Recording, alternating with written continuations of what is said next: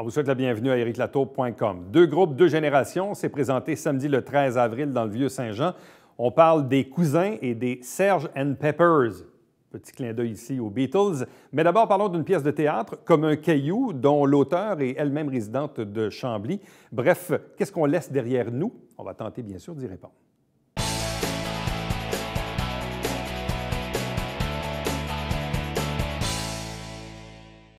Du 12 au 27 avril au Café-Théâtre de Chambly, présentation de la pièce Comme un caillou. Deux invités pour en parler. D'abord, Diane Paré, qui en est l'auteur. Bonsoir à vous. Bonsoir. Accompagnée de Sylvie Legal, qui est metteur en scène. Bonsoir et bienvenue. Bonsoir. Bon, expliquez-nous un peu l'origine de l'histoire, du texte en soi. Bref, qu'est-ce qui vous a donné l'idée? Et flûte. L'idée a démarré un jour que je revenais de souper de chez ma sœur. Ma sœur a 3 enfants, j'ai pas d'enfants. Et je me souviens très bien, j'étais sur la voie de service de l'autoroute 30 à la hauteur du boulevard Cousineau. Et la réflexion était, qu'est-ce qu'on laisse derrière soi quand on n'a pas d'enfants? Et de là est partie l'idée d'écrire quelque chose là-dessus. Il me fallait que je trouve l'histoire pour habiller cette pensée-là. Mais c'est de là que c'est parti. C'est vraiment de là que c'est parti. Pour d'abord écrire un texte, écrire un livre, ou ultimement que ça se traduise dans une pièce de théâtre? Non, au départ, ça a été au cours d'un atelier d'écriture qui avait pour thème le monologue, l'écriture et le jeu. Alors, c'est un atelier qui était sur 7 semaines, dont les 3-4 premières semaines se passaient à l'écriture. Et c'est de là, je me disais sur quoi je vais écrire, d'où l'idée que laisse-t-on derrière soi.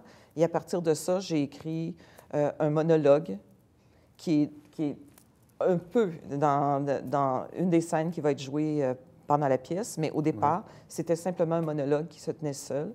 Et les 3 dernières semaines, on montait une petite mise en scène pour faire ce monologue-là. Mais par la suite, c'est une histoire qui me tenait à cœur et j'ai décidé d'en faire une pièce de théâtre. Bon, à quel moment avez-vous pris contact avec le texte? Ah ben, à chaque fois, à chaque année, on propose plusieurs textes et on demande si... moi, je suis au Café-Théâtre depuis 2008. Je suis comédienne et à un moment donné, j'ai décidé de me lancer dans le défi d'être metteur en scène et en lisant les différentes propositions de textes, eh bien, je suis tombée sur le charme de Comme un caillou parce que c'est un texte qui me ressemble beaucoup dans la recherche, la recherche intérieure, les questions qu'on doit se poser, existentielles, et c'est pour ça que je l'ai choisi. Et comment ce texte s'est-il rendu à vous, là, quand vous dites, bon, vous aviez quelques choix Donc, les directeurs artistiques nous proposent plusieurs textes. Et en fait, il y a des membres qui en proposent, comme Incendie qui a joué là, dernièrement. On va voir bientôt Le Prénom, Le Dîner de con. Donc, c'est vraiment des... Là, parce qu'on fête les 30 ans, hein, c'est ça, du Café-Théâtre. Donc, c'est comme ça qu'on nous propose des textes et on le fait. Mais si je peux enchaîner aussi, au départ, il y a quelques années, parce que la pièce a été écrite il y a plusieurs années, mais au départ, la pièce était jouée 7 semaines de temps. Ça prenait des distributions avec beaucoup de comédiens. Donc, ma pièce, au départ, n'a pas accroché. J'ai soumis ma pièce pour un concours qui est organisé par la Fédération québécoise du théâtre amateur. Et en novembre 2017, ma pièce a été primée. Alors, et j'ai eu l'honneur d'assister à une lecture publique de ma pièce et de recevoir une bourse. Et par la suite, parce que moi aussi, j'ai joué au Café-Théâtre de Chambly, par la suite, j'ai resoumis ma pièce. Et cette fois-ci, on a dit justement, comme on célèbre les 30 ans, pourquoi pas y aller avec, entre guillemets, des pièces qui ont eu du succès. Puis la mienne, à sa façon à elle, a eu le succès qu'elle a eu d'avoir été primée. Il reste maintenant à ce qu'elle ait du succès à être jouée. C'est comme ça que ma pièce a été choisie. Puis c'est assez symbolique parce que c'est la première fois que je suis metteur en scène, c'est la première fois qu'elle est jouée. Donc, il y a une espèce de pression quand même que je vis, mais c'est un très... En tout cas, le rôle de metteur en scène, je l'apprends, je l'ai appris au cours des derniers mois. Et c'est intéressant dans l'évolution, comment on se sent, comment on Ouais. porte. J'ai l'impression d'être un chef d'orchestre, en fait, et je mets tout en place, ma vision, les couleurs que je veux mettre dans cette pièce. Et je me suis mis encore un défi de Bon. plus. Et c'est intéressant aussi que ce soit une pièce qui soit créée par une auteure locale. Oui, Parce que c'est ça aussi, oui, parce que parfois, on fait des choix de pièces qui viennent d'un peu partout. Oui. Mais là, dans ce cas-ci, c'est vraiment une œuvre d'ici, parce que vous Oui. êtes de Chambly, donc Exact. ça Exact. a un petit cachet aussi. C'est vraiment spécial parce qu'une des comédiennes, d'ailleurs, qui va jouer, a assisté à la lecture publique. Et c'est là qu'elle a été touchée par le texte. Fait qu'il y a quelque chose de super intéressant. Et elle a soumis son nom pour être comédienne pour cette pièce-là. Et on lui a offert le rôle. Finalement, avez-vous répondu à votre question? Qu'est-ce qu'on laisse derrière soi quand on n'a pas d'enfant? Oui. On laisse, dans le fond, et je ne veux pas vendre de punch, mais on laisse ce qu'on est comme individu, les gestes qu'on pose. Quand vous me souriez, ça a un impact sur moi. Quand quelqu'un salue un étranger sur la route, peut-être que la personne n'était pas de bonne humeur, puis peut-être que tout à coup, le fait d'avoir été salué, ça rend la vie plus intéressante. Alors, chacun a sa façon, parce que dans la pièce, finalement, les deux personnages féminins, une qui est célibataire, sa sœur qui est mariée, qui a 3 enfants, les deux, à leur façon, de toute façon, vont devoir réfléchir au sens de leur vie, à une époque de leur vie où ils vivront un drame par le décès de l'enfant d'une des sœurs, celle de la mère. Alors finalement, on cherche tous, on a tous une quête. À un moment donné où on se demande à quoi ça sert ce que j'ai fait. Je pense pas que ce soit juste les célibataires. Est-ce qu'on est dans un cadre à la limite du spirituel ou pas vraiment? Ou...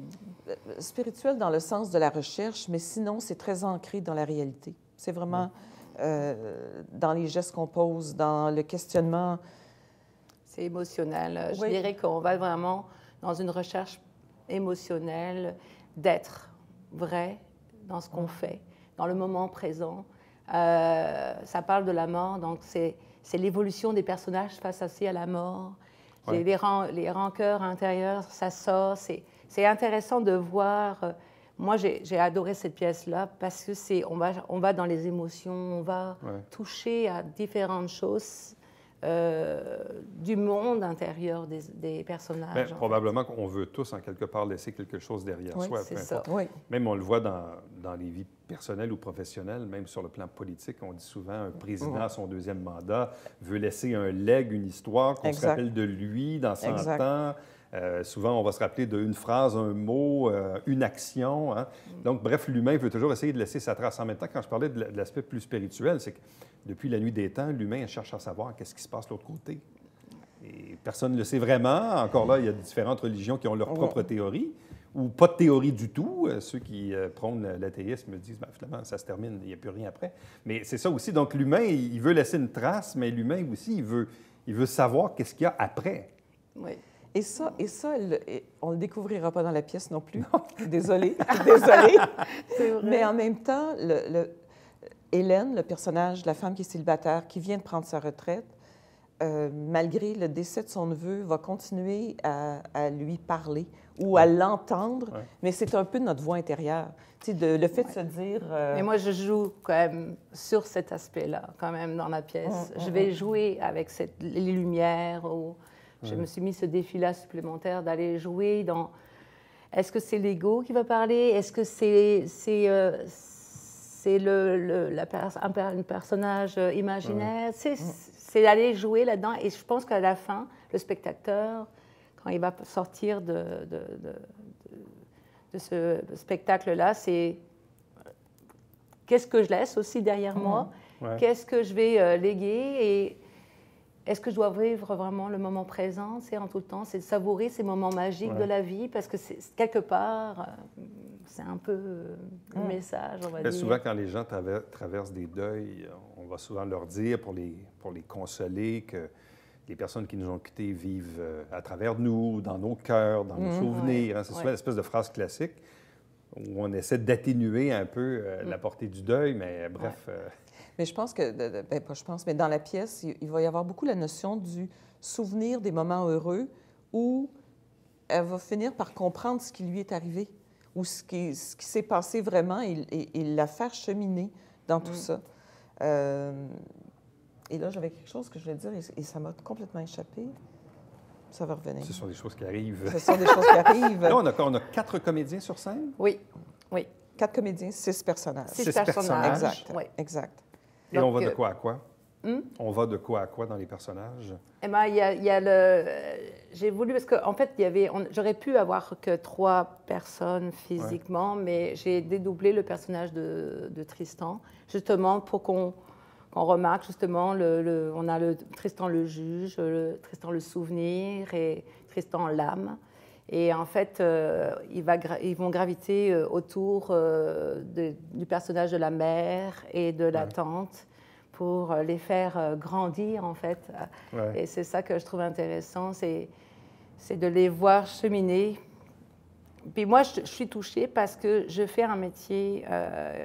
on parle de la mort, on parle de la retraite aussi, mais on parle de la mort. Et moi, je suis toujours dans le quotidien, je suis infirmière, et c'est vrai que c'est quelque chose qui me touche beaucoup. Et d'aller dans tout ce qui est vrai, dans l'être... Vraiment l'humilité d'être. Ça, c'est pour moi quelque chose d'important et j'ai voulu essayer de le traduire par ce spectacle-là. Si pour vous, c'est une première expérience de metteur en scène, est-ce que pour vous, c'est une première expérience d'écriture? Oui. C'est-à-dire?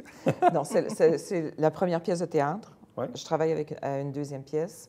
J'ai aussi un recueil de nouvelles qui a été publié. Ouais. Je travaille au deuxième recueil de nouvelles. Mais sinon, avant ça, ça remonte à mon adolescence, jeune adulte. J'avais oublié ça pendant un bout de temps. Et là, je suis revenue. Parce que je trouve la langue française extraordinaire. Et j'aime jouer avec les mots. Ouais. Mais en toute simplicité. Ouais. C'est pas... Et je sais ce que je voulais dire tantôt. Allez-y. Vous avez une bonne mémoire. Exact, exact. Non, je me posais la question quand j'ai écrit la pièce, est-ce que c'est uniquement pour les gens qui prennent leur retraite? Puis moi, je trouve que c'est une question importante. Et lors de la lecture publique, il y a une jeune femme qui est venue me voir, jeune vingtaine, puis elle me dit, « Vous savez, c'est pas parce qu'on est jeune qu'on n'est pas touché. » Puis là, je me disais, mon Dieu, je m'attendais plus à voir les commentaires des gens plus vieux. Puis elle disait, moi, ça me re-questionnait sur ce que je fais de ma vie. Puis parce que dans la pièce, le jeune se questionne, est-ce que je reste chez mes parents? Qu'est-ce que je fais?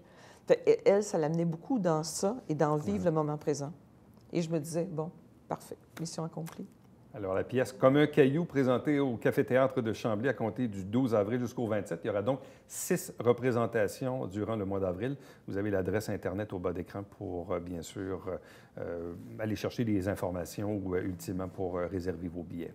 Donc, à vous deux, merci beaucoup. Puis, bonne chance pour la suite. Merci. Merci. Restez avec nous, puisqu'au retour, on vous parle d'un spectacle de musique qui va être présenté dans le Vieux-Saint-Jean le samedi 13 avril.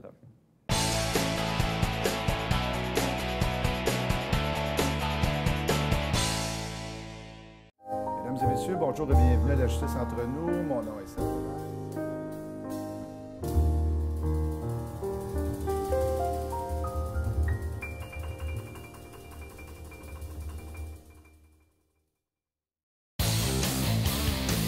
François, je sais que tu as eu toute une carrière de porteur d'eau, mais on parle de football cette semaine. Oui, avec Coach Soup, Alex Surprenant, un nouveau coach des Géants, Jean-Philippe Bégin. Hey, je te fais une passe. Ben non. Manquez pas ça.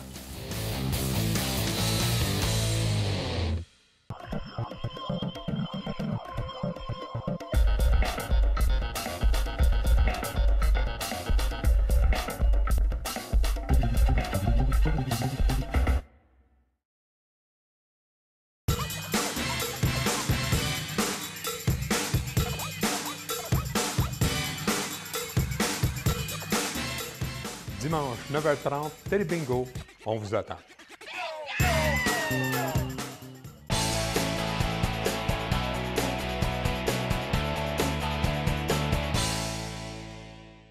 Deux groupes, deux générations, un spectacle présenté le samedi 13 avril à 20h à la Boîte, Les Cousins et les Serge and Peppers.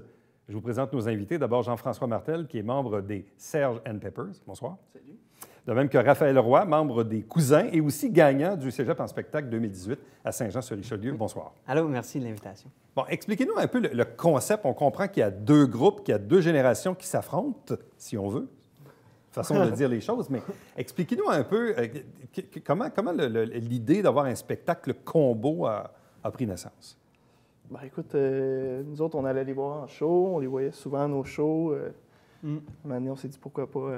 Faire un combo. Ben oui, c'est ça, exactement. Bon. Mais vos groupes existent depuis combien de temps? Moi, ça fait 3 ans qu'on fait de la musique ensemble. Puis, qu'est-ce qui est spécial avec nous, c'est qu'on est 4 cousins, puis une amie du secondaire qui, elle aussi, a gagné Cégep en spectacle l'année d'avant. Donc, on s'est réunis il y a 3 ans, puis on a décidé de jouer de la musique tous ensemble. Puis, on partage les mêmes goûts musicaux avec Sgt. Pepper's. Bon. Évidemment, tu t'appelles Jean-François, mais qui s'appelle Serge dans le groupe?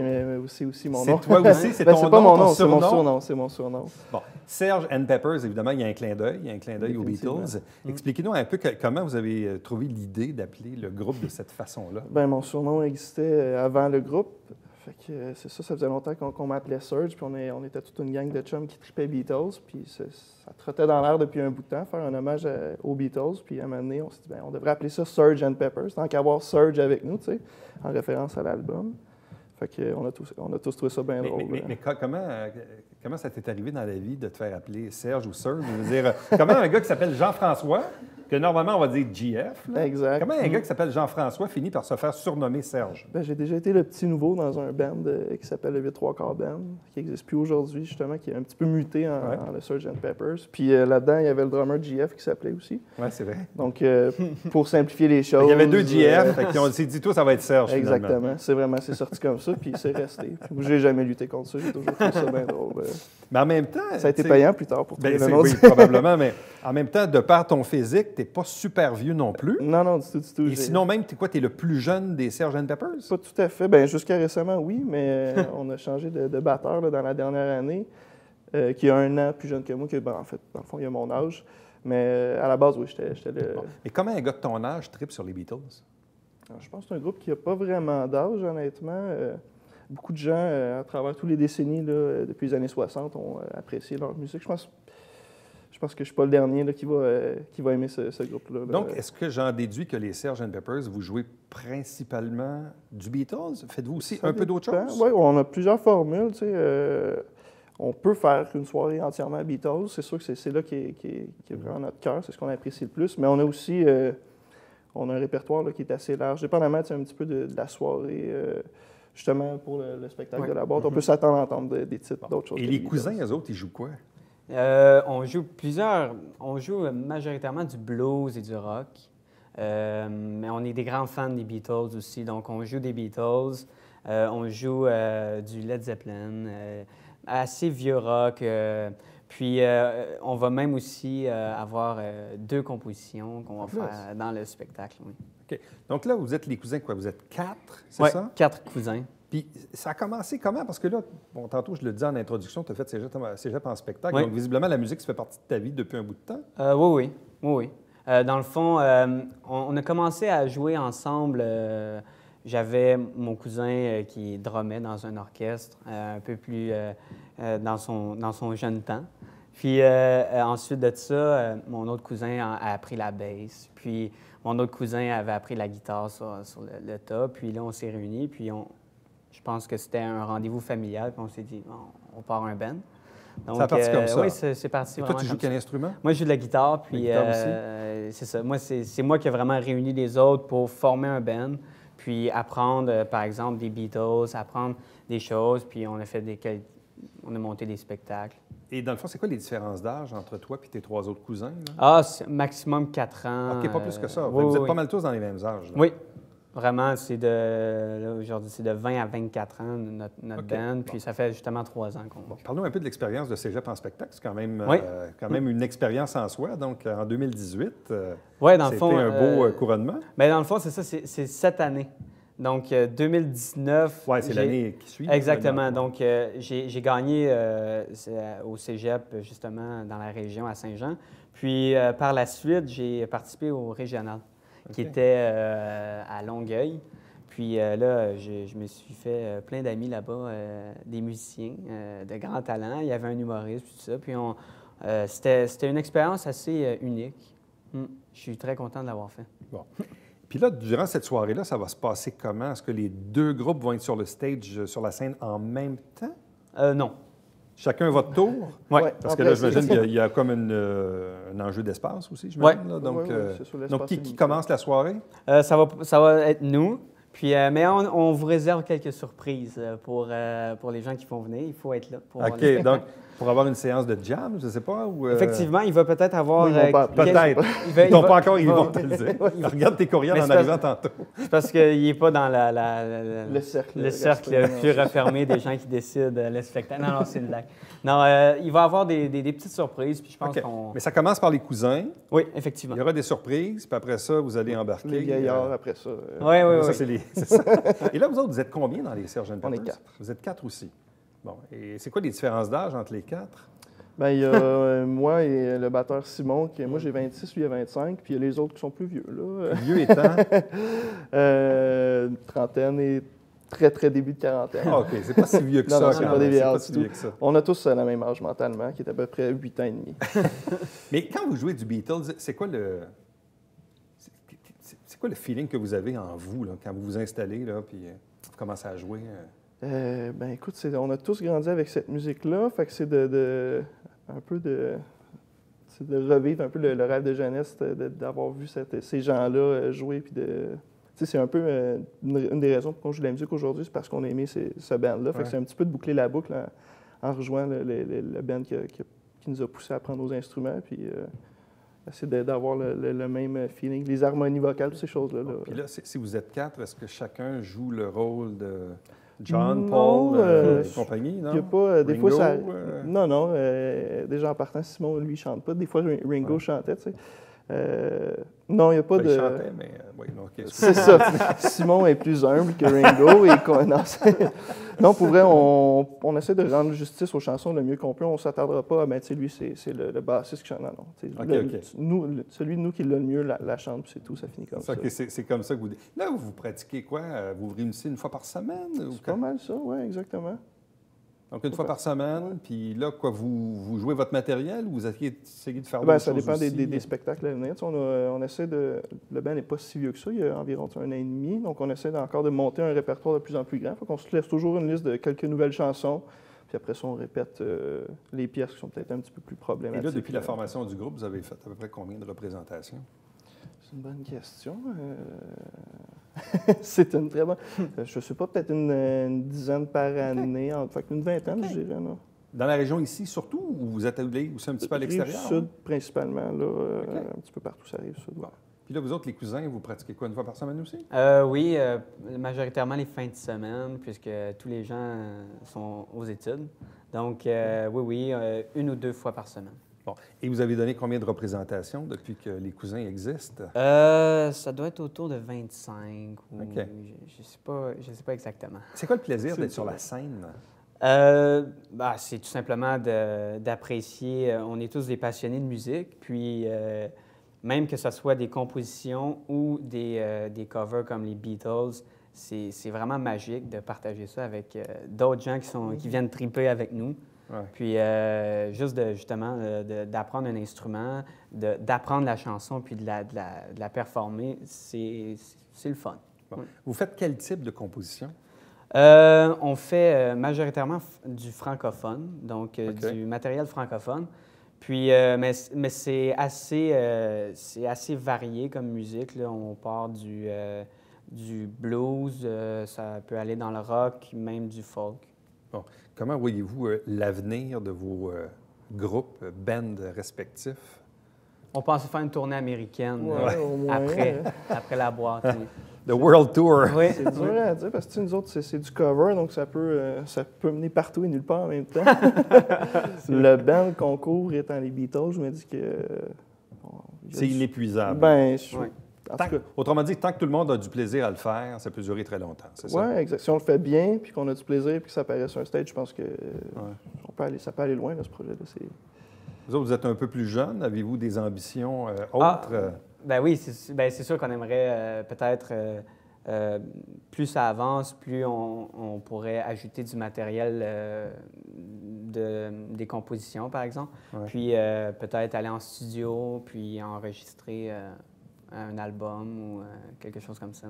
OK. Donc, il y a encore des projets. Oh oui, Des projets on ne dans ferme pas l'air, la porte à ça. Non, ça, OK. c'est sûr.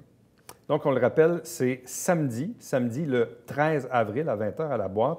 Donc, 2 groupes, 2 générations, les cousins et les Serge and Peppers. Est-ce que vous dites les Surge ou les Serge? Ou, Les Surge and Peppers. Les Surge and Ça Pepper.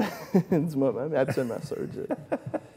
Et tu portes bien fièrement ton surnom de Serge. Oui, Est-ce que parfois tu oublies que tu t'appelles Jean-François? Non, mais c'est rare que je me parle à moi-même, donc j'ai pas le problème d'avoir à me nommer. Ça va très bien de ce C'était côté-là. donc la bonne réponse. Bien, à vous deux, merci beaucoup. Félicitations, puis bonne chance encore. Oui, merci beaucoup. Merci. Restez avec nous, puisqu'au retour, on vous présente le Babillard quotidien.